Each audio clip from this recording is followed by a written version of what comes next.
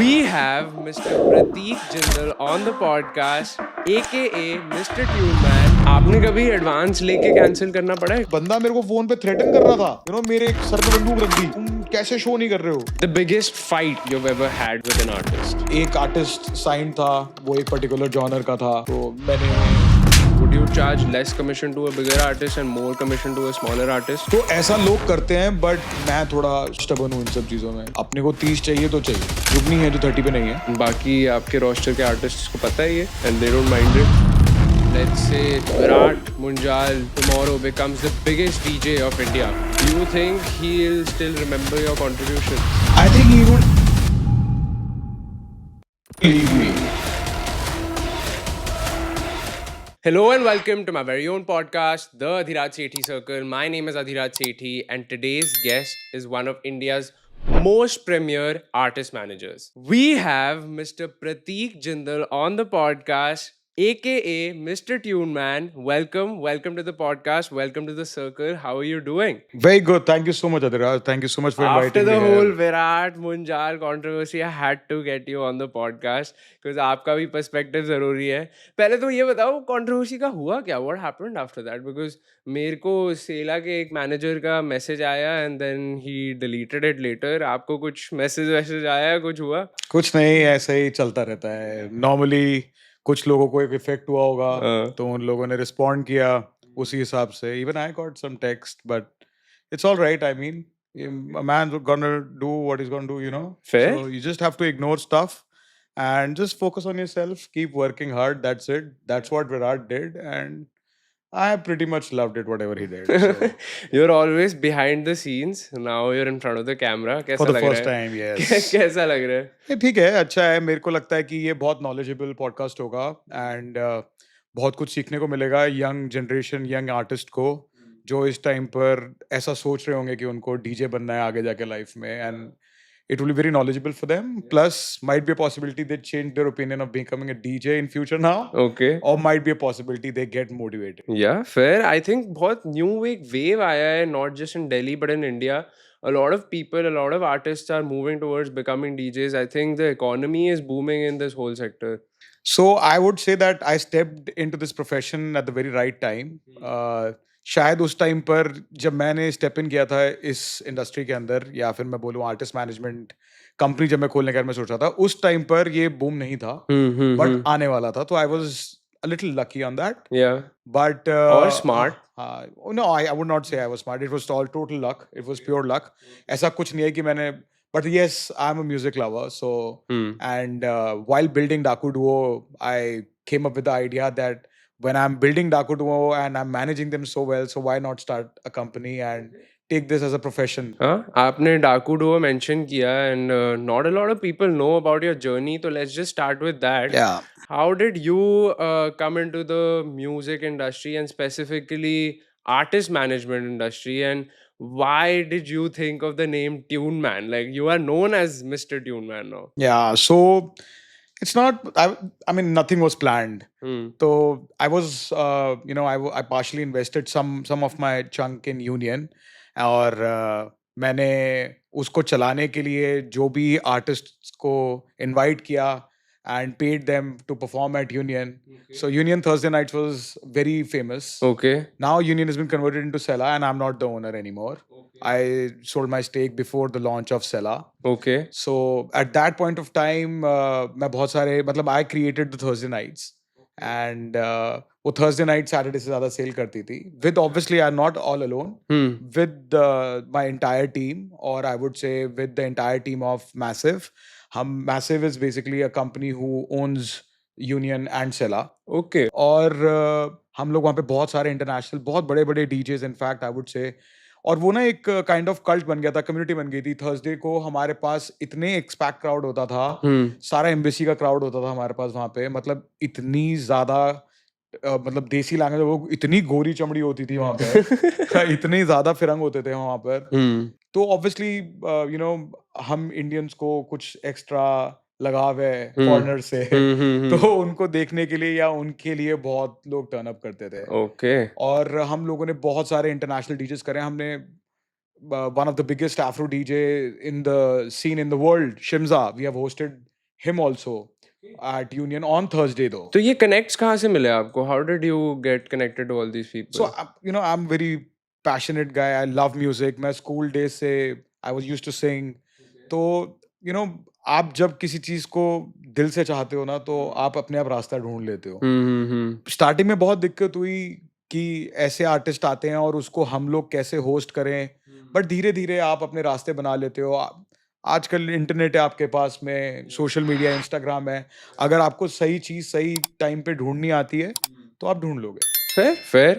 And talking a little more about Tuneman, the roster is full of great artists. There are DJs like Daaku Duo, Jugni, Tej Music Vodka, Virat Munjal, obviously.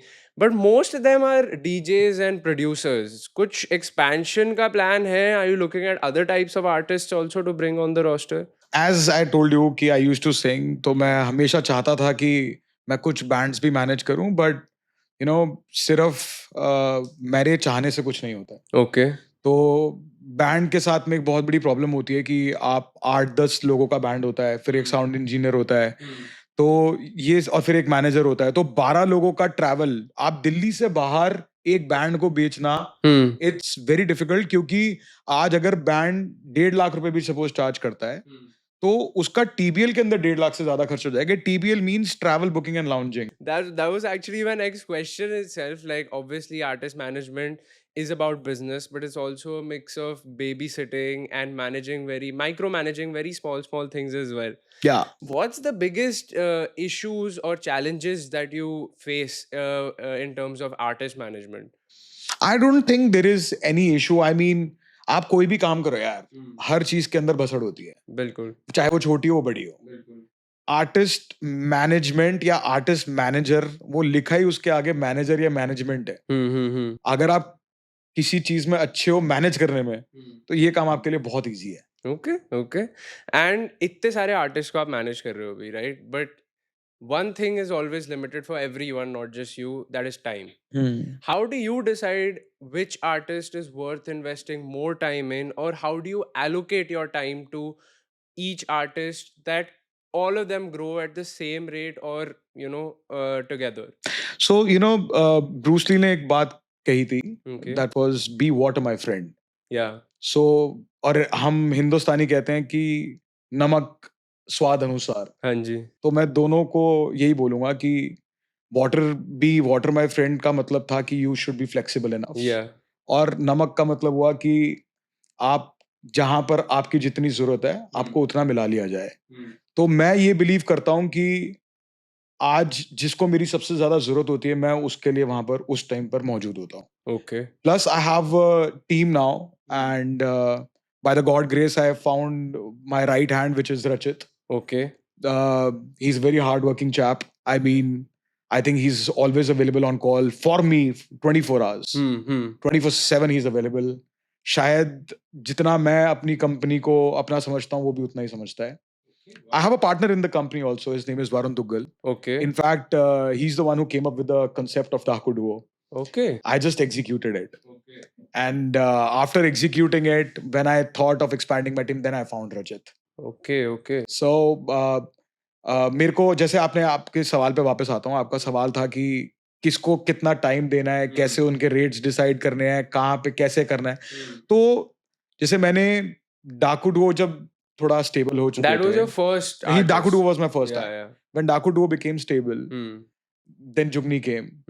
Jugni was already a stable artist. Yeah. I mean, he's the only artist who is performing in Delhi 4 shows in a week, और 4 के 4 show pack होते हैं उसके. Wow. That kind of love Delhi people give to Jugni. Wow. दुनिया कहती है उसको mixing नहीं आती. दुनिया कहती है कि he is very loud. दुनिया कहती है कि माइक पे वो गाली देता है.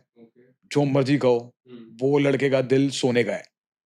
वो अगर कोई बंदा उससे आके मदद मांगे, आपसे कोई आके बोले कि भाई मेरे को पैसों की जरूरत है, अनजान बंदा आपसे आके बोले मेरे पास पैसे नहीं है, मेरे पास काम नहीं है, आप क्या करोगे?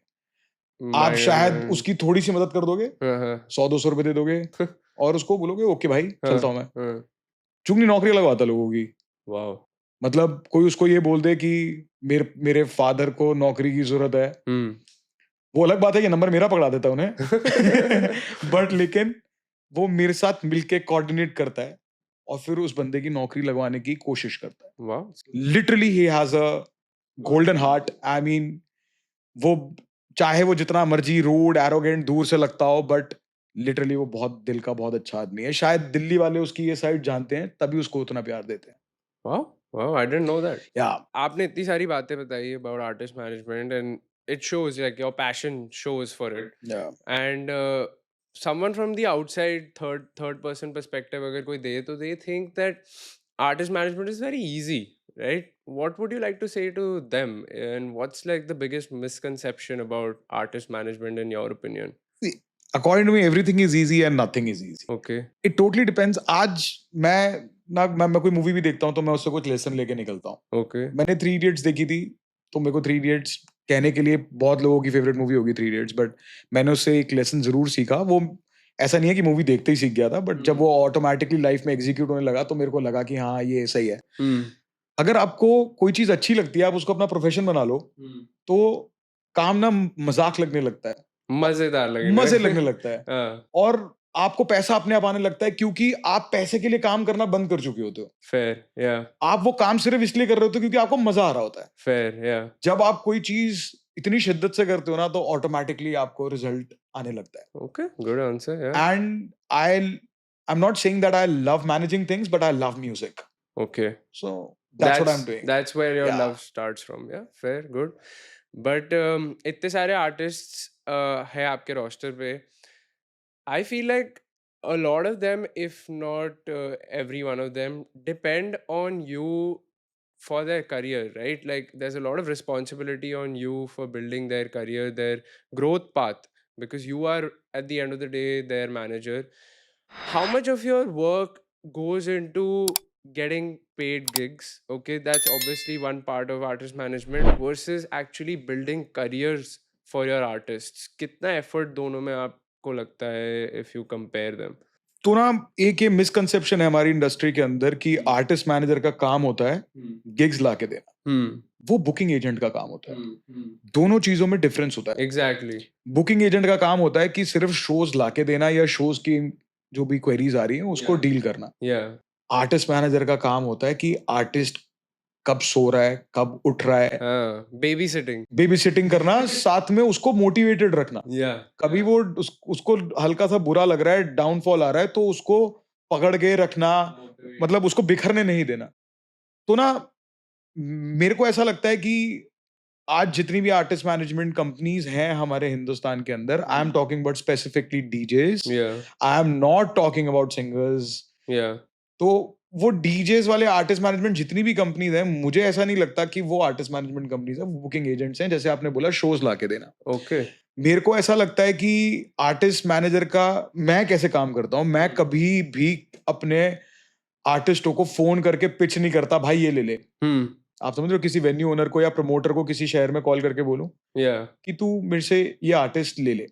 मैं ये जरूर बोलूंगा कि मेरे रोस्टर में ये ऐड हुआ है, तू प्रोफाइल देख ले। अगर कोई मेरे को फोन करके बोल रहा है, भाई can you give me Virat for Friday, so Virat is sold out for all the Fridays for the entire year, so I will simply say I don't have Virat, but I'm sending him a roster, you can just have a look at it. So there is a lot of people, other people added in the roster. Like I signed Kalsee when he never had a gig. He's a guy, his name is Anmol Singh. His stage name used to be Help Music in Chandigarh. Okay. So one fine day I just got up in the morning and I saw his reel, and while watching the reel, I mean the reel was not that appealing, but what I was hearing was very appealing. He's a very tight producer, he's a very good producer. तो मैंने उसका वो गाना सुना and I just liked it, and I texted him, share me your digits. I don't know why. Okay. और उसने मेरे को अपनी डिजिट्स भेजी, नंबर भेजा, मैंने उसे कॉल किया। उसको बिलीव नहीं हुआ कि मैं उसे कॉल करके बात कर रहा हूँ और बोल रहा हूँ कि मेरे को तेरे को साइन करना है ब्रो। बट पहले मैंने उसका विजन समझा उससे फोन पे, और फिर मैंने उसको बोला कि bro I think we both can go well together. But उसके पास ना उसने 1 साल से कोई शो नहीं किया था। मतलब उसकी इनकम 0 थी। ऐसा एक आर्टिस्ट मैनेजमेंट कंपनी नहीं होगी हमारे हिंदुस्तान के अंदर, डीजेस के फॉर्म में बोल रहा हूं मैं फिर से, जिसके पास एक गिग ना और उसको आप साइन कर लो। क्यों? क्योंकि रेवेन्यू जीरो है, आपका प्रॉफिट जीरो है। Fair. आप समझ रहे हो? You're starting from scratch, exactly basically. तो वो बुकिंग एजेंट्स हैं, इसीलिए मैं कह रहा हूँ वो बुकिंग एजेंट्स हैं, वो आर्टिस्ट मैनेजर्स नहीं है। Fair. बट मैंने कलसी को साइन किया, अगले दिन मैं चंडीगढ़ गया, मैंने उसे साइन करा हाँ. और मैं दिल्ली आ गया वापस। उसके पेरेंट्स और उसके लिए वो चीज डाइजेस्ट करनी पॉसिबल ही नहीं हो पा रही थी। सच बताऊं, मेरे को भी नहीं लग रहा था कि आज वो इस लेवल पे आ जाएगा, but I just gave what I had. I mean, I gave all my knowledge and inputs to his music, to his production, and I mean, all the positive vibes I gave to him and just kept him motivated. And now he's playing 6-7 gigs a week in a month. Wow, wow. You mentioned so many artists, but let's say from Daaku Duo's rise to Virat Munjal's comeback, what's been your proudest moment as a manager of all these artists? I mean, Virat Munjal's comeback, उसमें ना मैं कम credit लूंगा, विराट को ज्यादा दूंगा। Okay. उसमें मैंने कुछ ज्यादा मेहनत नहीं करी, उसमें विराट ने अपना ब्रेनस्टॉर्म किया, रासा रिदम जो आईपी उसने बनाई थैंक्स एंड बियॉन्ड में, बॉली एफ्रो उसको प्ले करना है, ये सारा कॉन्सेप्ट विराट का था। Wow. Everything, I mean Virat ने सोचा, समझा, बनाया, उसने मेरे से डिस्कस किया, मैंने कहा it sounds crazy, I mean we should do it. Yeah. तो मेरा बस यही इनपुट था कि मैंने उसको मोटिवेट किया जब उसने मेरे सामने बट आप प्रोजेक्ट रखा। किस आर्टिस्ट के लिए सबसे ज्यादा प्राउड थे दैट ओके मैंने कुछ यहाँ पे किया है मतलब because of अपने me? लिए कह सकता हूँ हाँ. मैं ऑब्वियसली आई वुड से दैट्स डाकू डुओ। ओके. वो इसीलिए क्योंकि पहली बात, हाँ मतलब शायद मेरे दूसरे आर्टिस्टों को सुन के अच्छा नहीं लगेगा, बट वो मेरे पहले आर्टिस्ट थे। या इट्स ऑलवेज उनकी उनकी वजह से आज ट्यूनमैन कंपनी है। मतलब उनको बनाते बनाते, उनके साथ साथ बनाते, एक डाकू उनमें से ऐसा है जो जिसने मेरे को इस इंडस्ट्री की बहुत सारी चीजें सिखाई हैं। मैं उसका नाम नहीं लूंगा क्योंकि obviously they keep their identity hidden. Yeah when is this face reveal ya gonna happen? हमसे किसी ने इंस्टाग्राम पे एक लड़की ने पूछा था अपनी शक्ल दिखा दो, हमने उससे 11 लाख रुपए मांग लिए थे। तो उसने बोला बड़े महंगे हो आप। मैंने कहा हाँ जी हैं हम। तो वो सस्पेंस डालता है, एक फैक्टर अब वो है बिल्कुल भी। बिल्कुल हाँ. That creates a suspense. वो थोड़ा सा मतलब वो अलग बात है कि बहुत सारे वेन्यू ओनर्स जानते हैं कि वो कौन है, हाँ. क्योंकि ऑब्वियसली वो बुक करते हैं तो वो चेंज करते हैं ऑब्वियसली वो ऑब्वियसली. ग्रीन रूम्स के अंदर, तो बहुत सारे लोग जानते हैं। बट उस सबके साथ में एक ऐसी बॉन्डिंग हो चुकी है कि वो डाकू को उतना प्यार करते हैं और डाकू भी उनसे उतना ही प्यार करते हैं, तो वो नहीं रिवील करेंगे।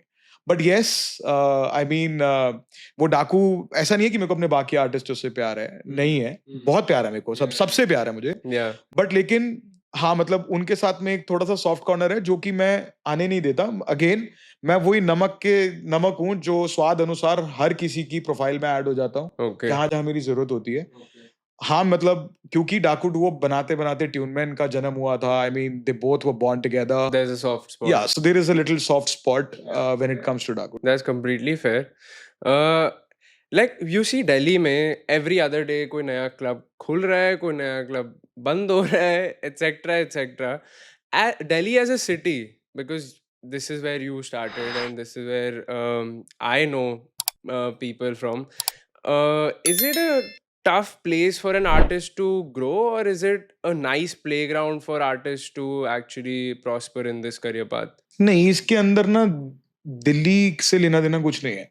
तो मैं बताता हूँ आपको जो मैं फील करता हूँ।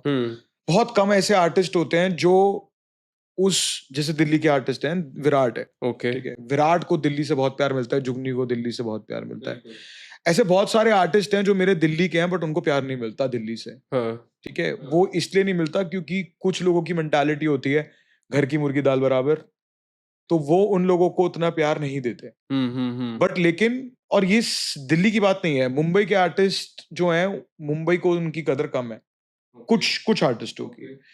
तो या मैं ये कहूं कि जिसको प्यार लेना आता है वो प्यार ले लेता है। हाँ. समझ रहे हो आप? तो जिसको प्यार नहीं लेना आता वो नहीं ले पाता। बट यहाँ पे अपॉर्चुनिटीज है, राइट? ऐसे आप अपॉर्चुनिटी हर जगह है। Tuneman is now nation wide, even international for that matter, and कि क्या सीन्स है in even smallest of places like Kanpur, right? Yeah So I don't know those scenes. That's why I'm asking you. Opportunities हैं हर जगह या Delhi is the playground? Kanpur is very big comparing to the other cities where our artists are regularly performing.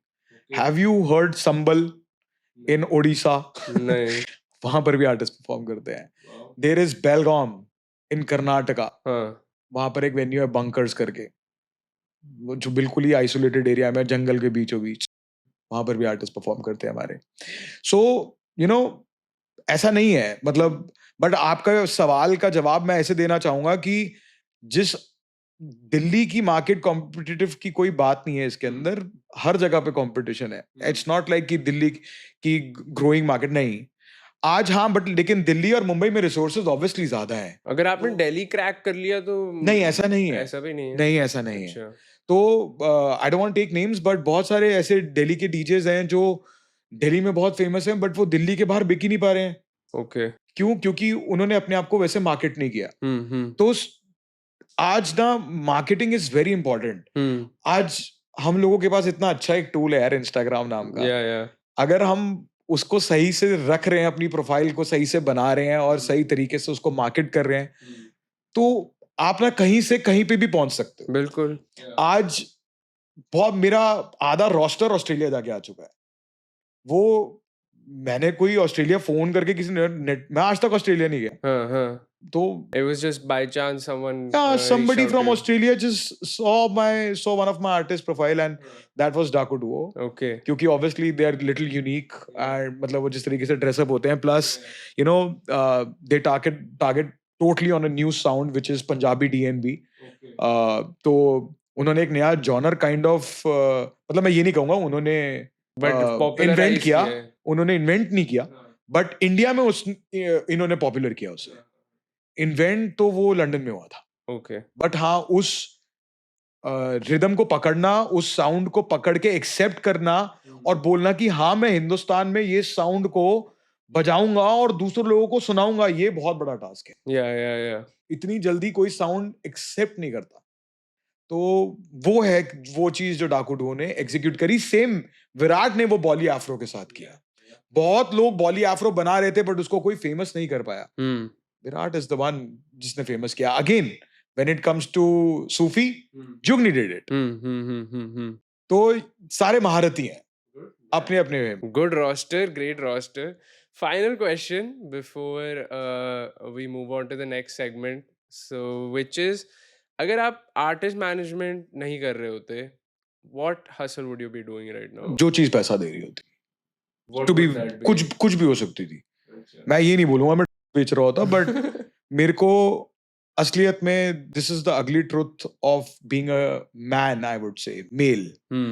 हम लोग जब तक पैसा कमा रहे हैं तब तक ही हमारी इज्जत है. हमारे घर में भी ये सच्चाई है. क्योंकि ऐसा नहीं है कि वो आपकी इज्जत करना नहीं चाहते.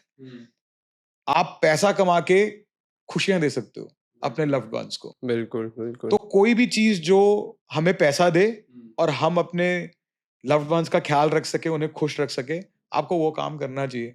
मतलब मैं कहूंगा शायद आपको उसके लिए भी बेचने पड़े तो आप बेचिए. बिल्कुल नहीं, मैं झूठ नहीं बोलूंगा. आज अगर आपके पास काम नहीं है, मैं ये नहीं कह रहा हूँ कि आप जाकर बेचने शुरू कर दो, बट आज अगर मेरे पास लास्ट रिजॉर्ट यही बचता तो मैं शायद अपनी फैमिली के लिए वो कर रहा होता. This is what I'm going to say. Quite deep in some sense, but yeah, quite an interesting conversation already. I'm having fun. I hope you guys are having fun too.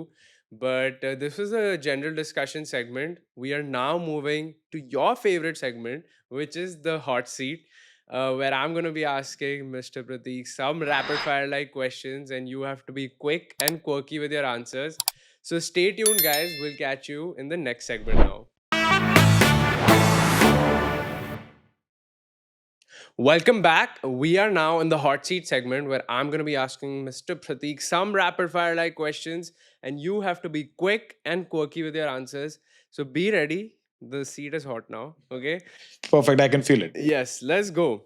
One artist you'd never manage even if they paid you double commission. You really want me to answer that question? Yes, and quickly. Because I keep score now. I guess scores now. Okay, that would be Aereo.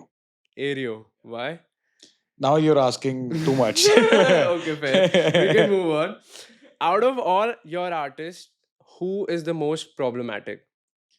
Tej is the one. I mean, you want me to elaborate on that? Fair. Okay, yeah. So Tej is, very choosy about his travel. I mean, his hotel. I mean, he's very tall. हाँ. तो उसकी टांगे fit नहीं होती हैं तो plane में तो वो बिजनेस ट्रैवल करता है Okay. चाहे सामने वाला प्रमोटर बिजनेस दे ना दे वो पैसे Okay. खर्च के Okay. बिजनेस ट्रैवल करेगा Okay. उसको होता है कि मैं अच्छे से अच्छे होटल में रुकूं वेन्यू वाला नहीं दे रहा कोई नहीं तू जितने पैसे दे रहा दे बाकी मैं दे दूंगा Okay. दे बट लेकिन दे Attitude. Yeah. Good. That should be there for some people. One artist management in Delhi that's just a scam. I mean एक कंपनी हुआ करती थी उसका मैं नाम भूल गया in fact they still owe me money drama company the company का नाम ही है the drama company the company is from Noida हाँ. सो वो कुछ आर्टिस्ट बोलता है कि वो मैनेज करता है बट वो नहीं करता है और जो मेरे को सुनने में आया बाद में आफ्टर द स्कैम हैपेंड और वो आर्टिस्ट बुक करता है लोगों के पैसे नहीं देता है बहुत लोगों के मार्केट में उसने पैसे देने होंगे Okay. Okay. Wow, the scary. Drama company Okay. Damn.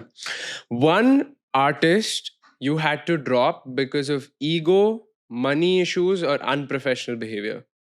नहीं ऐसा कोई भी ऐसा आर्टिस्ट नहीं है मैंने सिर्फ एक आर्टिस्ट ड्रॉप की थी that's a female DJ I would not take her name obviously Okay. वो इसलिए ड्रॉप नहीं करी मैंने कोई भी ऐसा कोई रीजन नहीं है इट इज जस्ट कि उसके मेरी वाइब मैच नहीं करी मतलब मैं You couldn't see growing with her. या मतलब मेरे को ऐसा लग रहा था कि मैं कुछ नहीं सीख पाऊंगा उससे ना वो कुछ सीख पाएगी मुझसे और हम दोनों इसी लेवल पे खड़े रहेंगे और वो जितने पैसे कमा रही है शायद उसके डबल कमा लेगी उससे ज्यादा नहीं कमा पाएगी बट मैं कोई वैल्यू ऐड नहीं कर रहा हूँ मैं सिर्फ उससे पैसे लेता रहूंगा मतलब जो भी उसके शोज बिक रहे होंगे उस पर कमीशन आती रहेगी बट मैं कोई वैल्यू ऐड नहीं कर रहा हूँ तो वो मुझे क्यों पैसे दे तो फिर मैंने हाथ जोड़ लिए नमस्ते कर दी Wow. Except for everything you have mentioned now, a deal you regret signing. being an owner of union I would say that's the deal I know your question was to in case of artist नहीं management दोनों but side it works both sides. but yes मतलब वो deal सिर्फ एक ही चीज में फायदेमंद थी कि मैं ट्यूनमैन बना पाया Otherwise it was a loss. otherwise making it was deal. a loss making deal for me Okay. yes. Fair. One venue you would never work again with. कुछ वेन्यूज हैं जो सिलीगुड़ी या गुवाहाटी में मैं कह लूं कि थोड़े अनप्रोफेशनल हैं एक का नाम उनमें से हैशटैग है Okay.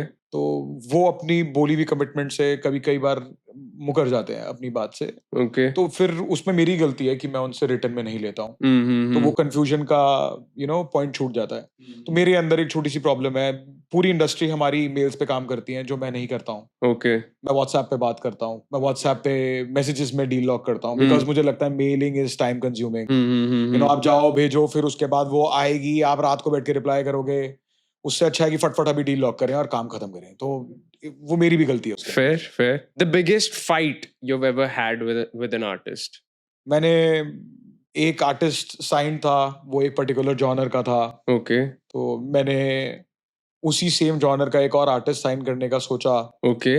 तो पहले वाले को दिक्कत हो गई Minded. Yeah. हाँ कि यो बिकॉज हमारे कुछ तरीके हैं काम करने की मैं ये बोल सकता हूँ कि ट्यूनमैन ने कोड क्रैक कर लिया है हाँ. एक आर्टिस्ट को स्क्रैच से बिल्ड करना हमें आता है Okay. अब हाँ. हम ये कहेंगे Okay. क्योंकि मैंने ये एक बार नहीं किया मैं अब ये 2 बार कर चुका हूँ Okay.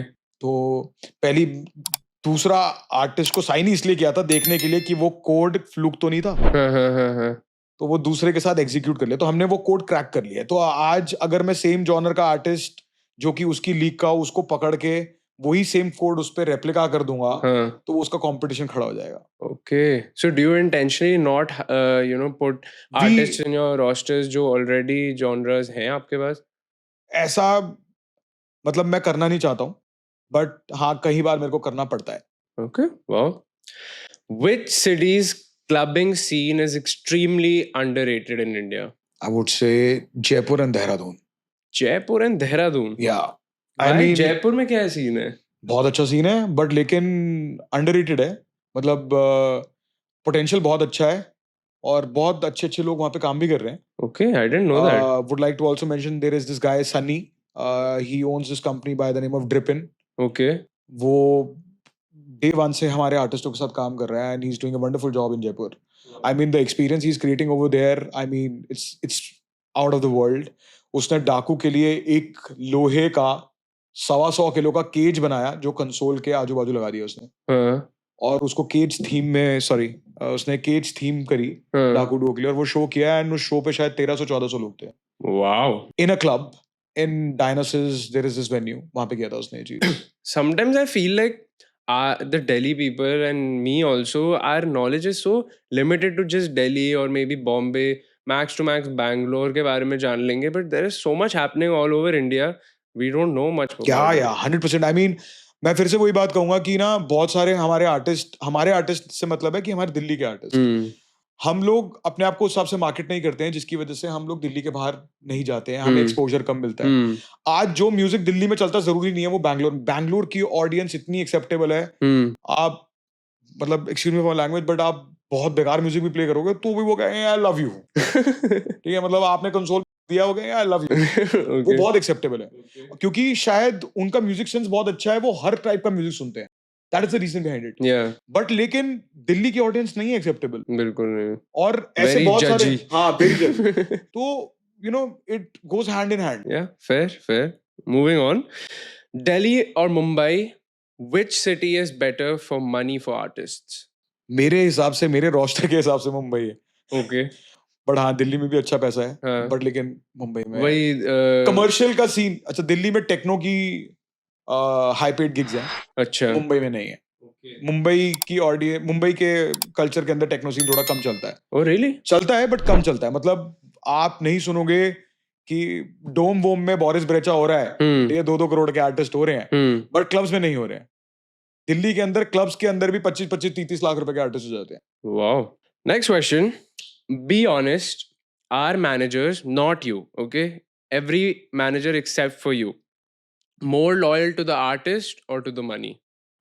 नहीं, मैं अपने बारे में ही बोलूंगा, दोनों के बारे में बोलूंगा. आप कहोगे कि ये हर चीज में ही लंबा चौड़ा आंसर दे रहा है. आपका रैपिड फायर था Hotseat, आई एम सॉरी, नहीं. बट ये नॉलेज के लिए भी है ना. तो नहीं, आर्टिस्ट मैनेजर्स बुकिंग, आपने सवाल आपका थोड़ा सा गलत है. Okay. बुकिंग एजेंट सिर्फ पैसे के बारे में सोचता है. हाँ. आर्टिस्ट मैनेजर सिर्फ आर्टिस्ट प्रोफाइल के बारे में सोचता है. आर्टिस्ट मैनेजर ये सोचता है कि आर्टिस्ट की प्रोफाइल जितनी बड़ी होगी उतने ज्यादा पैसे मिलेंगे तो ऑटोमेटिकली जेब अपने आप भर जाएगी. और सारे आर्टिस्ट मैनेजर्स ऐसे ही हैं.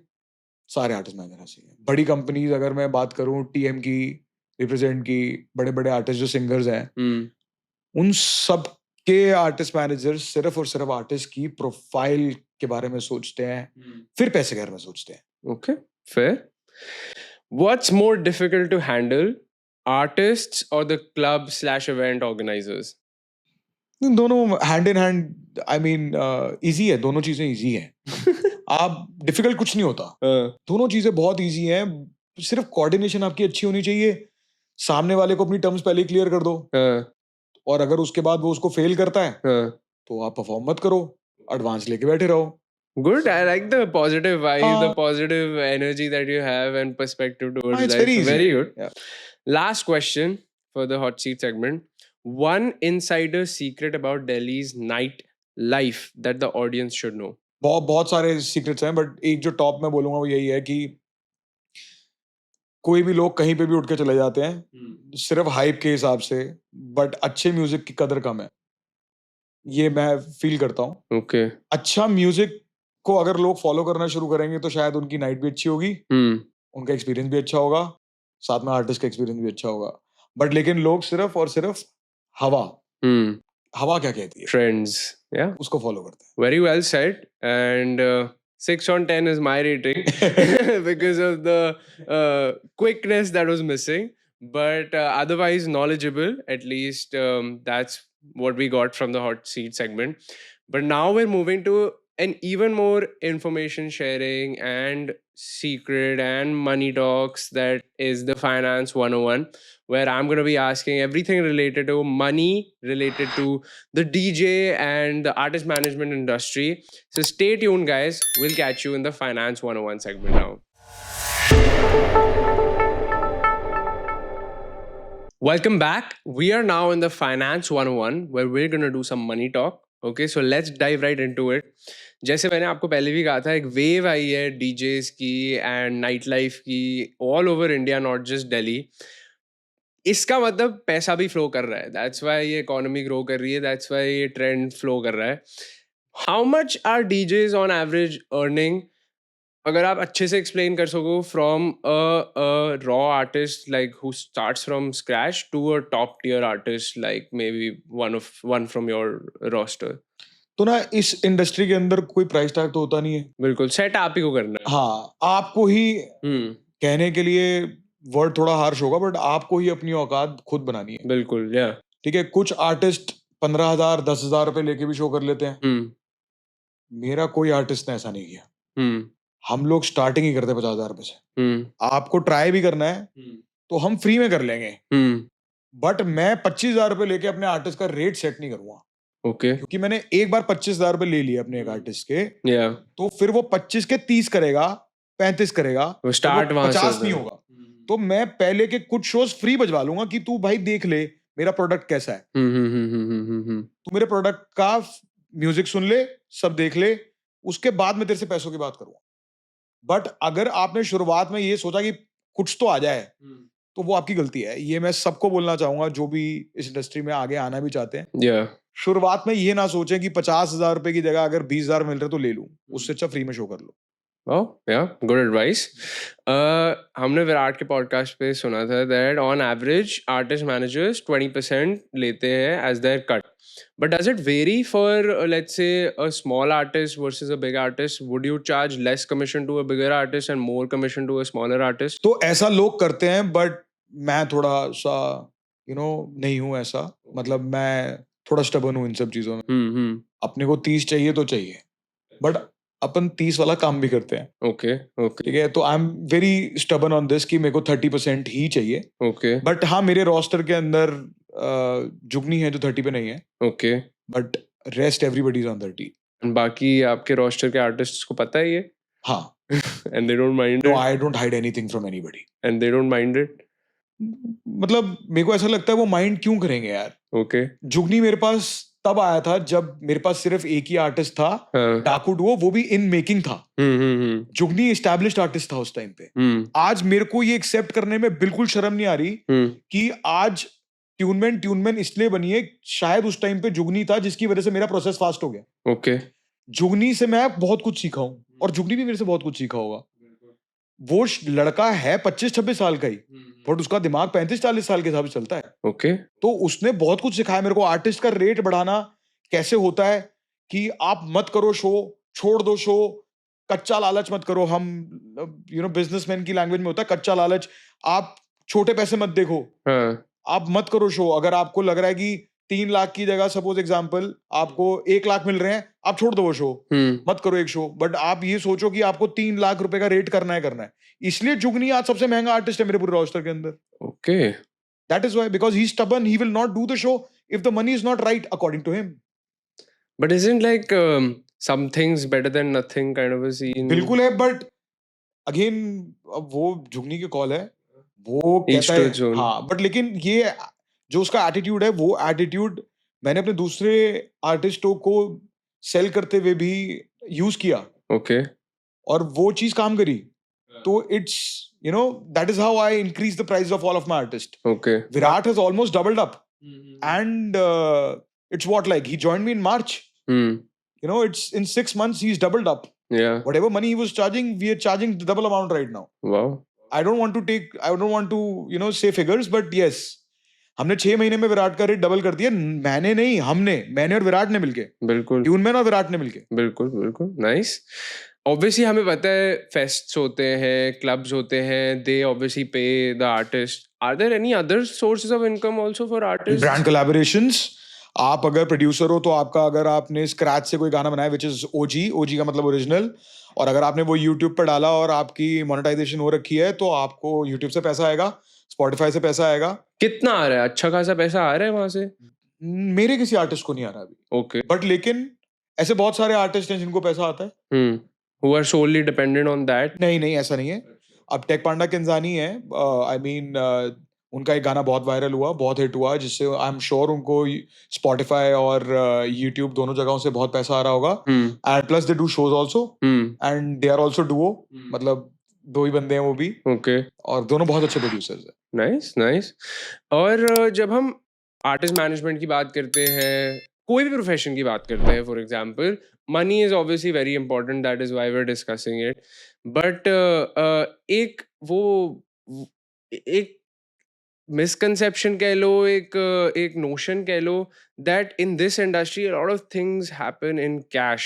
Is that true? Yeah, that's true because restaurant and I don't know if I should say this or not, but restaurant industry को जीएसटी पे रिबेट नहीं मिलता है। Okay. तो वो लोग कोशिश करते हैं कि हम कुछ अमाउंट बिल के लिए कर लें, कुछ अमाउंट हम कैश कर दें, क्योंकि हमारे को जीएसटी पे रिबेट तो मिलेगा नहीं। तो ऐसा सोचते हैं लोग, बट लेकिन ऐसे बहुत सारे वेन्यूज हैं जो कहते हैं कि हमें 100% वाइट करना है। तो वो लोग इसलिए करना चाहते हैं क्योंकि वो ट्रांसपेरेंसी रखना चाहते हैं अपने पार्टनर्स के अंदर। To be very honest, this is what I feel. It's not like that they want to pay taxes, but they want to keep transparency with their partners, so that's why. Okay, yeah. So ये है true basically, you're saying. Okay, okay. And how do you deal with let's say delayed payments or shady organizers? Because a lot of times these shady organizers are only doing cash business. Do you deal with them or do you avoid them? अपना एक छोटा सा फंडा है जो हम लोगों ने अपने सारे आर्टिस्टों को बोल रखा है कि सारी पेमेंट शो से पहले लेनी है। अच्छा। बहुत कम ऐसे लोग हैं जिन पे हम ट्रस्ट करते हैं क्योंकि हम उनके साथ बहुत सालों से काम कर रहे हैं। Okay. या फिर बीच में एक मीडिएटर है जो कह रहा है कि तुम्हारी पेमेंट कहीं नहीं जाएगी। वो गारंटर है एक तरह का, जैसे बैंक के साथ गारंटर्स होते हैं वैसे बिल्कुल। ही। तो हम उन केसेस के अंदर हम पेमेंट शो से पहले नहीं लेते। Okay. जैसे टीम इनोवेशन के बहुत सारे शोज करती है, मेरे सारे आर्टिस्ट बहुत सारे शोज करते हैं हम टीम इनोवेशन के साथ। तो हमें पता है कि हमारे पैसे सेव हैं, they are they are payment master. तो हमें पता है कि हमारे पैसे सेफ हैं, तो अगर वो पेमेंट हमें 15 दिन बाद भी आ रही है तो हमें कोई दिक्कत नहीं है। Okay. ऐसे ही मुंबई में एक कंपनी है फुल स्टॉप करके, Abhishek Chhabria is the guy. Okay. He is taking care of a new venue now. Sanjay Dutt का नया वेन्यू खुल रहा है सलेर, he is taking care of that venue now. So हमें पता है कि उसकी पेमेंट कहीं नहीं जाएगी, चाहे मेरे से बहुत सारे लोग डिसएग्री करते हो, बट मेरे को पता है कि अभिषेक की पेमेंट कहीं नहीं जाएगी। तो हम लोग उनके साथ में हफ्ते बाद 10 दिन बाद पेमेंट आती है, हमें कोई दिक्कत नहीं है। ओके, बट ये इंडस्ट्री नॉर्म है चार्जिंग एडवांस की सिर्फ आप ही हाँ, करते हैं? सारे आर्टिस्ट आज भी मैं संपृक्त को बुक करूंगा, जिसको मैंने 3 साल पहले जनवरी में शो दिया था, जब वो उतना बड़ा आर्टिस्ट नहीं था। उसने तब भी मेरे से पैसे एडवांस लिए थे। आज तो वो मेरा भाई जैसा है। मतलब मैं उसको चलो भाई बोलता हूँ, शायद वो ना बोलता हूँ मेरे को, बट मेरे लिए वो बहुत अच्छा आर्टिस्ट है, तो मैं तो उसको भाई बोलता हूँ। ओके। आज भी अगर मैंने उसको अपने नए वेन्यू के लिए बुक किया है 24th क्रिसमस के लिए, मैं उसको 50% पेमेंट अप्रोक्सीमेटली एडवांस दे चुका हूँ। मुझे पता है वो जब शो प्ले करने आएगा तो उसका पहला सवाल होगा, वो नहीं बोलेगा, उसका मैनेजर फोन करेगा वहां से मेरे को, भैया पैसे दे दो उसके शो से पहले। तो ये इंडस्ट्री के नॉर्म्स हैं। ओके। और मैं पैसे पहले दूंगा भी, क्योंकि मैं भी ये एक्सपेक्ट करता हूँ ना इंडस्ट्री में। तो मैं उसके पैसे इनफैक्ट मैं बिना बोले उसके मैनेजर से पहले ही उसको पैसे दे चुका हूँ। Okay okay, wow, I don't know, ऐसे होता है, like that's basically an investment of some sorts that you are making, and it's a gamble in some sense. बहुत सारे venues ऐसे तो गेम खेलेंगे। मैं आपको बताता हूँ, अगर आज हम एडवांस ना लें शो के टाइम पे बुकिंग करते हुए, तो वो लोग ने आर्टिस्ट बुक कर लिया, हमने एडवांस नहीं लिया, फिर उसके बाद ना वो शो प्रमोट करेंगे, और अगर उनकी रिजर्वेशन अच्छी नहीं आई तो वो एंड मोमेंट पे कोई भी एक्सक्यूज दे देंगे ना, हमारा इलेक्ट्रिसिटी फॉल्ट हो गया, वाटर लॉगिंग हो गई, हमारा स्टाफ भाग गया। ऐसा हुआ है मेरे पास साथ ना, हुआ हुआ ऐसा। मुंबई में एक वेन्यू ने मेरे को बोला कि मेरी वाटर लॉगिंग हो गई, मेरे इलेक्ट्रिसिटी का शॉर्ट सर्किट हो गया, हमारा शो नहीं हो। दिल्ली में भी हुआ है मेरे साथ ऐसा कि हम नहीं कर पाएंगे, क्योंकि मैंने एडवांस नहीं लिया था, क्योंकि ट्रस्ट था, तो फिर मेरा नुकसान हुआ। आपने कभी एडवांस लेके कैंसिल करना पड़ा है फिर, लेट्स से आर्टिस्ट सिक हो गया है कुछ? बिल्कुल ऐसा हुआ है। तो एक शो था तेज का लखनऊ के अंदर, and he was down with 103 fever, और वो शायद प्री होली का शो था। ओके। दिस ईयर लखनऊ का शो था। ओके। और हमें वो शो कैंसिल करना पड़ा। उसने फ्लाइट बोर्ड नहीं करी, उसको रात को बुखार हुआ 103। तो did you have to refund the money? Refund, वो बंदा मेरे को फोन पे थ्रेटन कर रहा था। अच्छा। कि तुम कैसे शो नहीं कर रहे हो। ये छोड़ा, अभी लुधियाना में हुआ है, प्रमोटर के ऐसा प्रमोटर ने बोला कि मेरे सर पे बंदूक रख दी कि भाई शो कैंसिल हो गया, लॉन्च पे मेरे 50 लाख रुपए का घाटा हो गया। मेरे को नहीं पता क्यों, और विराट का शो था वो उस दिन, विराट के grandfather passed away and the promoter called me and he is like कि आप अपने एडवांस वापस कर दो अभी के अभी। तो आई टोल्ड हिम कि वो you paid advance in Virat's account, Virat will refund the money right now, it can not happen before 12 tonight, it will happen, have some patience. वो कहता मेरे को मेरे सर पे बंदूक रख दिया ओनर ने, पैसे वापस करो। इन दी एंड मैंने पैसे रिफंड करे उसके उसी time.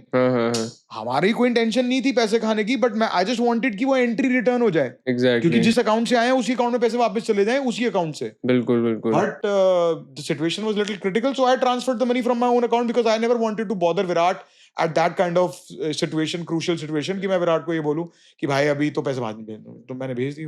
Fair. Nice. What's the single biggest deal that you have cracked for an artist? कोई नंबर है? नहीं, मेरे लिए मेरी बिगेस्ट डील मैं यही कहूंगा, जब मैंने ऑस्ट्रेलिया क्रैक किया था पहला, first time for my first artist. पैसे ज्यादा नहीं थे, Okay. बट मेरे लिए वो एक बहुत बड़ी अचीवमेंट थी कि स्क्रैच से एक आर्टिस्ट को बिल्ड किया और आज वो ऑस्ट्रेलिया जा रहा है। Was it an all inclusive deal या? No, it was a plus deal. Okay. But हमने पैसे कम लिए थे मार्केट उनसे, क्योंकि डेब्यू था हमारा। हमें भी नहीं पता था कैसे जाएगा, बट वो शो सोल्ड आउट गया था, 1500 लोग थे वेन्यू के अंदर। वेन्यू का नाम है बिलबोर्ड्स, प्रमोटर का नाम है पॉश। मैं इसलिए उनका नाम ले रहा हूँ because they do wonderful job in Melbourne. Okay. I mean उनके प्रमोशन की टैक्टिक्स इतनी ज्यादा यूनिक है, तो वो लोग ना काइंड ऑफ प्रमोशन वीडियो के अंदर दिखा रहे थे कि राइट्स चल रहे हैं, बैंडिट्स आ रहे हैं, डाकू आ रहे थे, तो बैंडिट्स आ रहे हैं, तो वो रोड पे आग लगा रहे थे। Okay. मतलब डस्टबिन फेंक रहे हैं, मतलब ऐसे दिखा रहे थे कि क्यास हो रहा है। और उन्होंने उस तरीके से बहुत प्रमोशंस करी वहां पर, और it turned out to be very well. Venue का नाम बिलबोर्ड्स था, जिसकी कैपेसिटी 1000-1200 लोग के, 1500 लोग थे, 400-500 लोग उन्होंने गेट से वापस भेजे कि हम पैक हो गए। Okay, wow, nice. Service industry में क्या होता है ना, compare to product industry, that investment पहले लगता है, फिर अगर बिका तो पैसे ROI आता है बेसिकली। सर्विस इंडस्ट्री में होता है कि पैसे आ जाते हैं and then you have to pay in your efforts. But I wanted to know, like in this industry, do artists even lose on money? Let's say चलो गिग से तो पैसे आएंगे ही, but other than that they have to do like PR, they have to do something for clout or spend on 100%। social media. तो आज के artist क्यों successful नहीं है, और ट्यूनमैन का रोस्टर आज मैं बोलूंगा 2 कदम आर्टिस्टों से आगे है, वो क्यों है, मैं उसके पीछे रीजन दे सकता हूँ आपको। बिल्कुल। मतलब I am not discriminating anybody, I am sorry अगर ये मैं किसी की फीलिंग्स हर्ट कर रहा हूँ। तो हम लोग पैसे के बारे में नहीं सोचते। ओके। खर्चते हुए मतलब ये नहीं है कि हम पैसे की कदर नहीं करते हैं, बट कहने का मतलब है आर्टिस्ट डेवलपमेंट पे पैसे खर्चते हुए हम नहीं सोचते। You look at it as an investment rather than an expense. डाकू डुओ अगर 50,000 रुपए का पहला शो कर रहा था, तो हमने 30,000 रुपए कंटेंट रिकॉर्डिंग में खर्च करे हैं उस 50,000 में से। 30,000 रुपए कंटेंट पे खर्च करने के बाद, हमने वो कंटेंट बनाने के बाद, उसको इंस्टाग्राम पे पोस्ट करने के बाद, उसको बूस्ट भी किया है थोड़ा सा। ओके। तो कहने का मतलब ये है कि 30,000 लगा के 5,000 की बूस्टिंग, आर्टिस्ट 15,000 रुपए घर लेके गया। उस 15,000 में से 30% मेरे थे, और बाकी दोनों डाकू 35% लेके घर गए। तो आप सोच सकते हो कि 50,000 में से आर्टिस्ट कितने पैसे घर लेके गया? 5,000। 4,500 रुपए मैं लेके गया। 55,250 पर आर्टिस्ट, वो मतलब दोनों जिन्हें घर लेके गए, और 4,500 मैं लेके गया। बट हम लोगों ने ये नहीं सोचा कि भाई कि हम 30,000 रुपए कंटेंट पे नहीं खर्चेंगे, या हम बूस्टिंग पे नहीं खर्चेंगे, अवेयरनेस पे नहीं खर्चेंगे। टॉप कंटेंट वाला जो हमारा बंदा है आज, तो वो हमारे साथ काम करता है, उस टाइम पर वो हमारे साथ काम नहीं करता था, हमने उसको हायर किया था। आज नायक का मैं नाम ले रहा हूं क्योंकि he is one of the best in Delhi, I would say. Nayak का काम बहुत अच्छा है। आज डाकू डुओ को या फिर मेरे किसी भी आर्टिस्ट का कंटेंट है, वो नायक ही लीड करता है। ओके। आज मैं उसको ट्यूनमैन का कंटेंट हेड बोलता हूं। Is he the one who is standing next to Virat and thanks him out? That's रचित, बट रचित के पीछे आपको एक पतला सा सूखा सा डंडी लड़का दिखेगा। अच्छा। वो नायक है, ठीक है। और लिटरली उसकी गेम बहुत अच्छी है, विजन है उस लड़के के पास में कि कंटेंट के साथ कुछ इनोवेटिव किया जाए, जिससे कि हम लोग उस कंटेंट के साथ में खेल के हम आर्टिस्ट को फेमस कर सके। तो आज जो रील्स वायरल हुई है मेरे मेजरली आर्टिस्टों की, वो उसमें नायक का प्रॉपर पूरा हाथ है। और मैं उसको कोई क्रेडिट दे रहा हूँ, और मैं ये भी बोलूंगा नए आर्टिस्ट अगर चाहो तो नायक को जरूर यूज करो अपने कंटेंट रिकॉर्ड करने के। वाह या एक बहुत डीप सा सवाल है. I think you have a lot to say about it because we were discussing before the podcast, which is if an artist came with you, let's say with 10 lakh rupees today and said, Prateek bhaiya, मेरा सब handle करके मेरे को बना दो कुछ.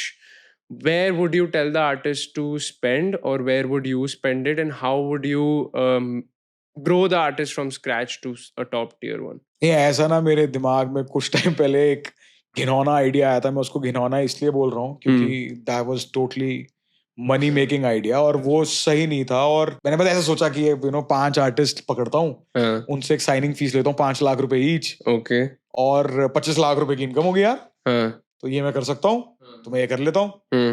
But फिर मैंने उसी टाइम आइडिया गिव अप किया। Last question for the finance 101 segment, which is हमने पहले भी बात करी थी एंड आपने बहुत अच्छे से एक्सप्लेन किया था difference between booking agents and artist managers. ठीक है, आर्टिस्ट मैनेजर्स कितना भी पैशनेटली अपने आर्टिस्ट के लिए काम कर ले, end of the day power तो पैसे से ही आता है, राइट?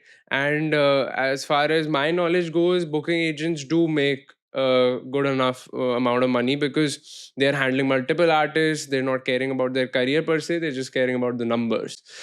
आपको क्या लगता है, नोइंग दिस, किसके पास ज्यादा पावर है आज की दिल्ली या इंडिया की नाइट लाइफ सीन में, आर्टिस्ट मैनेजर्स या बुकिंग एजेंट्स?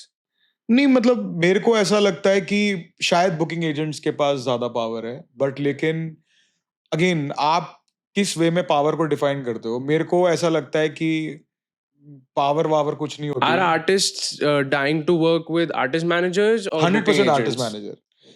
आर्टिस्ट इसलिए आर्टिस्ट मैनेजर ढूंढता है ना कि बुकिंग एजेंट, क्योंकि वो अगर कहीं पे लैक कर रहा है उसको करेक्ट करेगा एक आर्टिस्ट मैनेजर। फिर बट बुकिंग एजेंट को फर्क नहीं पड़ता तू जी रहा है मर रहा है, तेरे पास शो है, तूने शो बजाया, 10 रुपए का तूने शो बजाया, मैंने तेरे से 2 रुपए ले लिए, तू शो बजाने के बाद जिए मरे कहीं पे भी जाए मुझे फर्क नहीं पड़ता। फिर मेरे अगर किसी आर्टिस्ट को एक खरोच आ जाए तो वो खरोच मेरे को ऐसा लगता है मेरे पे आई है। fair, yeah.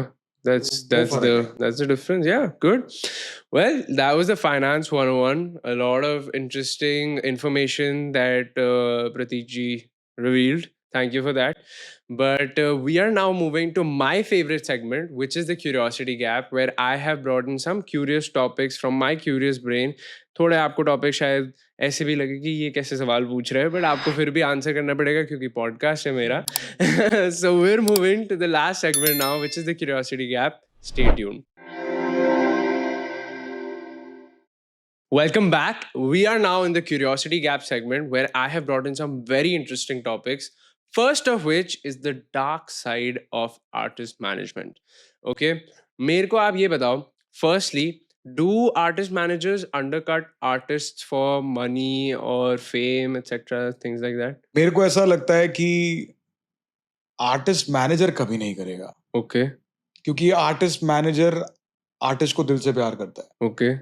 बुकिंग एजेंट कर सकता है। अच्छा। बट मैंने बुकिंग एजेंट्स देखे भी हैं जो ये करते हैं। हाँ.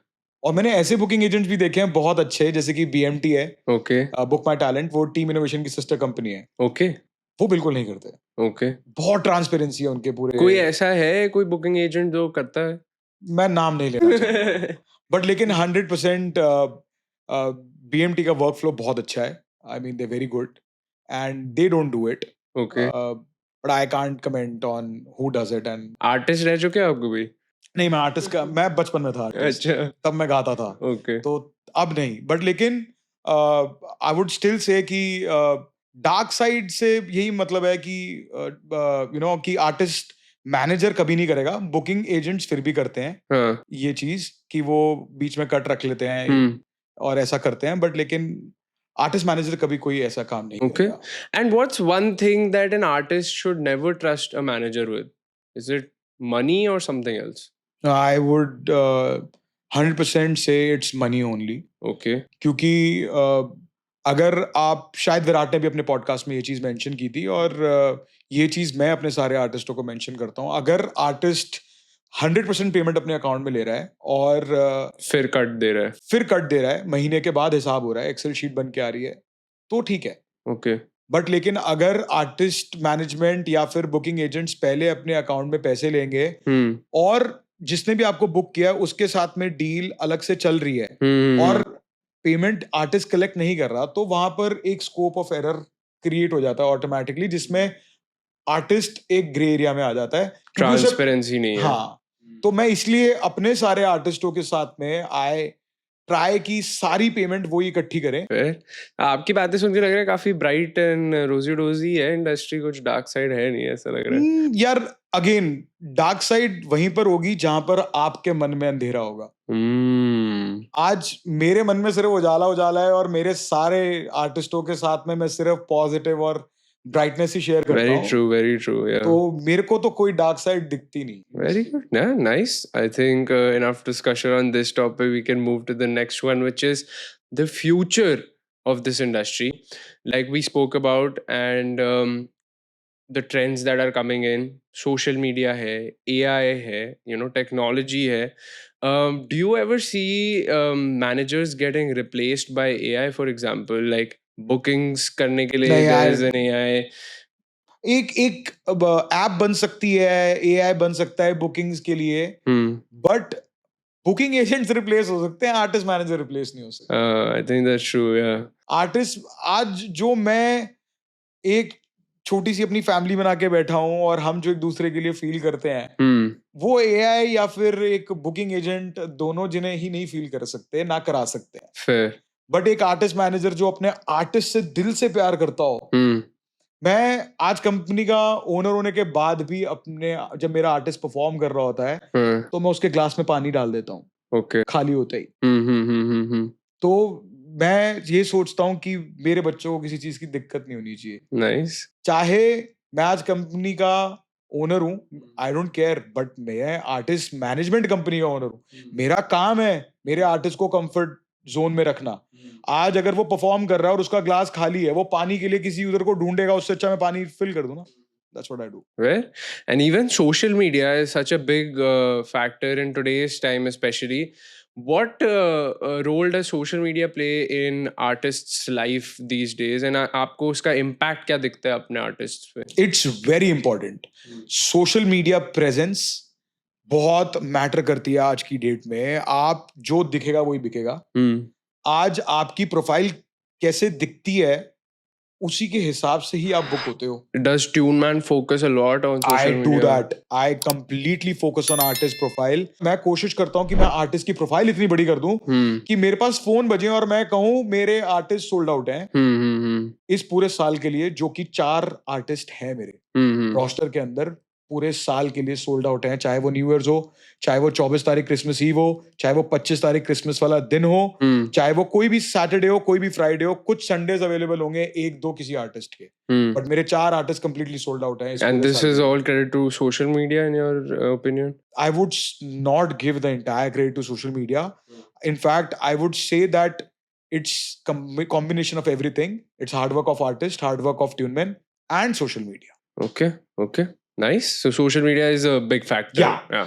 क्योंकि आज हम कंटेंट बना के डालेंगे नहीं और उसको राइट तरीके से मार्केट नहीं करेंगे, तो आप हुबली तक कैसे पहुंचोगे या फिर बेलगाम तक कैसे पहुंचोगे, कर्नाटका में वो छोटा सा शहर तक कैसे पहुंचोगे आप? वो आप कैसे पहुंचोगे जब आप बैंगलोर तक पहुंचोगे, तो बैंगलोर से आपको वहां पे ट्रैक किया जाएगा। तो एक ना हमारी इंडस्ट्री का एक छोटा लूप होल है, again it's again knowledgeable thing. आज जो चीज दिल्ली में हो रही है वो चंडीगढ़ रेप्लिका करेगी, जो चंडीगढ़ में हो रहा है वो लुधियाना अमृतसर रेप्लिका करेगा। ओके ठीक है। वैसे ही जो मुंबई में हो रहा है वो बैंगलोर रेप्लिका मारेगा, जो बैंगलोर में हो रहा है वो उसको हुबली, बेलगाम, ये लोग रेप्लिका मारेंगे। ओके मतलब जो चीज वहां पे ट्रेंड, कोलकाता में जो चीज ट्रेंड कर रही होगी वो ऑटोमेटिकली सिलीगुड़ी, गुवाहाटी में ट्रेंड करना शुरू कर देगी। Because that's the connection of these cities. Exactly. Okay. तो आप को ऐसे बड़े बड़े शहर टारगेट करने हैं, वहां पर अपने आप को मार्केट करना है, अच्छा कंटेंट, अच्छी फटी हुई नाइट। आज आप एक अच्छा शो बजा के आए हो जो कि बहुत नेक्स्ट लेवल गया है, बट आपने उसका कंटेंट ही नहीं बनाया, आपने उसको मार्केट ही नहीं किया, लोगों को पता ही तो नहीं लगा। वो हवा सिर्फ 2 दिन रहेगी अच्छे शो की, तीसरे दिन भूल जाएंगे लोग। बट अगर आपने उसका कंटेंट बना लिया तो आप उसको भूलने नहीं दोगे, एटलीस्ट 1 महीने तक इम्पैक्ट रहेगा उस चीज का। फेयर एंड अनदर क्वेश्चन, इसमें अगर आपको थोड़ा टाइम लेना है तो आप ले भी सकते हो, which is what kind of a relationship do you see between an artist manager and an artist 10 years from now?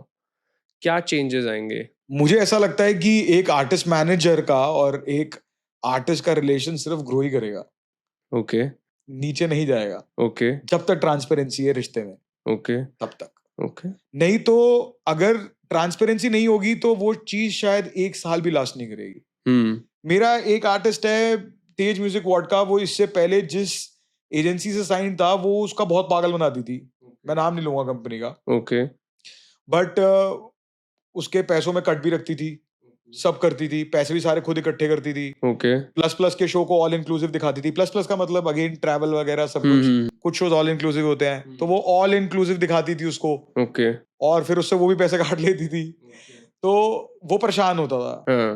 तो उसने उसको उनको छोड़ा, और मैं शायद अपनी ये कंपनी जो डाकू के साथ शुरू हुई है तेज के साथ करना चाहता था, okay but Tej never showed me faith in starting in the start. So फिर उसके बाद तेज और मेरी बातचीत वापस हुई and we came together and we did wonders. Right now Tej is doing wonders in Mumbai, Kolkata, Bangalore, कोई भी जगह बोलो, बस अपना दिल्ली उसकी कदर नहीं करता, पता नहीं क्यों, जबकि वो दिल्ली से है। ओके बट बाकी सारे शहरों में जितना तेज और जिस रेट पे बिकता है, दिल्ली शायद वो कभी बुक भी नहीं करेगा उस रेट पे। Wow wow nice. आपने इस तेज की बात करी and how he is growing, तो यही मेरा एक लास्ट टॉपिक था, which is loyalty versus fame. कोई आर्टिस्ट अगर बहुत फेमस हो जाए, let's say Virat Munjal tomorrow becomes the biggest DJ of India, do you think he'll still remember your contributions? I think he would never leave me. Okay. Okay, और इतना confidence है इतना आपको? कॉन्फिडेंस है मुझे अपने रिश्ते पे, Okay. अपने आर्टिस्ट के साथ। हाँ और आज अगर मेरे आर्टिस्ट को कोई बेटर ग्रोथ अपॉर्चुनिटी किसी और मैनेजमेंट के साथ मिल रही होगी, और वो मेरे को छोड़ के नहीं भी जाना चाहेगा, तो भी मैं उसे बोलूंगा तू जा। ओके क्योंकि अगेन मैं बुकिंग एजेंट हुई नहीं, मैं आर्टिस्ट मैनेजर हूँ। मेरे लिए मेरी फर्स्ट प्रायोरिटी उसकी ग्रोथ है। तो अगर उसकी ग्रोथ मेरे साथ ना होके किसी और के साथ है, तो मैं उसको दिल से रिलीज करूंगा जाने के लिए, चाहे वो मेरे साथ किसी कॉन्ट्रैक्ट में हो 10 साल के, 5 साल के या 25 साल के। मैं दिल से वो कॉन्ट्रैक्ट को फाड़ दूंगा और बोलूंगा तू जा बच्चे, तू वहां जा और उस कंपनी से साइन हो जा, क्योंकि वो चीज तेरे लिए बेटर है इस टाइम पर। या ट्रू। एंड बट आपको ऐसा नहीं लगता कि कभी कभार आर्टिस्ट जब बहुत फेमस हो जाते हैं, managers get left behind because you are always behind the scene working to build someone else's career, but जब उसका करियर बन जाता है ही won't necessarily give to मैंने ये चीज अभी तक much महसूस नहीं करी about you. क्योंकि मेरे साथ अभी तक हुआ नहीं। बट अगर होए तो आपको कैसा लगेगा? अगेन अगर ऐसा होता भी है तो मतलब मुझे ऐसा लगता है कि मुझे शायद बुरा नहीं लगेगा। मैं इम्यून हो चुका हूँ बहुत सारी चीजों से। इस इंडस्ट्री में बहुत कुछ देखा है मैंने, बहुत सारे डाउनफॉल्स देखे अपनी लाइफ के अंदर। I think this is my 8th profession from scratch. So I have done a lot of stuff in my life. मैंने बहुत सारे काम किए हैं, मतलब बहुत सारे प्रोफेशन स्क्रैच से स्टार्ट किए हैं जो शायद एक दूसरे से कहीं रिलेट भी नहीं करते थे। तो मेरे को नहीं लगता कि अगर मेरा एक आर्टिस्ट मेरे को छोड़ के चला जाएगा मुझे बुरा लगेगा। बट हाँ, अगर वो अपनी हो सकता है थोड़ा सा पिंच करे, बट वो पिंच भी नहीं करेगा अगर वो उसकी ग्रोथ के लिए उस बेटर है तो। What would hurt you more? Losing an artist that you built up from scratch, or seeing your artist fail without you? I think the second one, अगर विदाउट मी। Yeah, like आपको छोड़ के कहीं और चले जाए and हाँ, then तो he's वो failing. मेरे लिए ज्यादा पेनफुल होगा। और तीसरी चीज मेरे लिए सबसे ज्यादा पेनफुल होगी कि वो मेरे साथ है और वो फेल कर रहा है। हाँ, वो तो तो वो तो obviously. मैं एक्सेप्ट ही नहीं कर पाऊंगा। हाँ और मेरी एक थोड़ी सी गंदी आदत है, मैं अगर किसी चीज के पीछे पड़ जाऊं और मैं सोच लूं मेरे को ये करना है, तो चाहे वो चीज में 5 साल लग जाए, चाहे वो 10 साल, मैं उस पर मेहनत करता रहूंगा। Wow. What a great note to end the podcast on. Thank you so much for coming on the podcast. Thank you so Thank you much. for Thank you sharing so all you much. did. एक रिवाज है हमारे podcast का छोटा सा, which is if you see there's a pair of shades right next to you and a pen, I would request you to sign one lens of the shade and write your name on the other. This will be a memory piece for me कि मैंने आपके साथ podcast किया था, and I'm planning to, I know मैं काफ़ी time से बोल रहा हूँ, but soon we'll have the Hall of Shades on the wall right here. My personal take after Virat's podcast, I think जो बातें आज प्रतीक भैया ने बताई were very interesting, very knowledgeable. The things that Virat couldn't explain explicitly or very well were talked about today, and I think ये knowledge is very important for it to come out. अगर आप पहन के दिखा दो एक बार shades कैसे लग रहे हो आप. So yeah, that's Mr. Tuneman, Mr. Prateek Jindal on the podcast, and that's me as usual, Adhiraj Sethi signing out. Don't forget to like, share, and subscribe. You guys know the drill. We'll see you in the next one.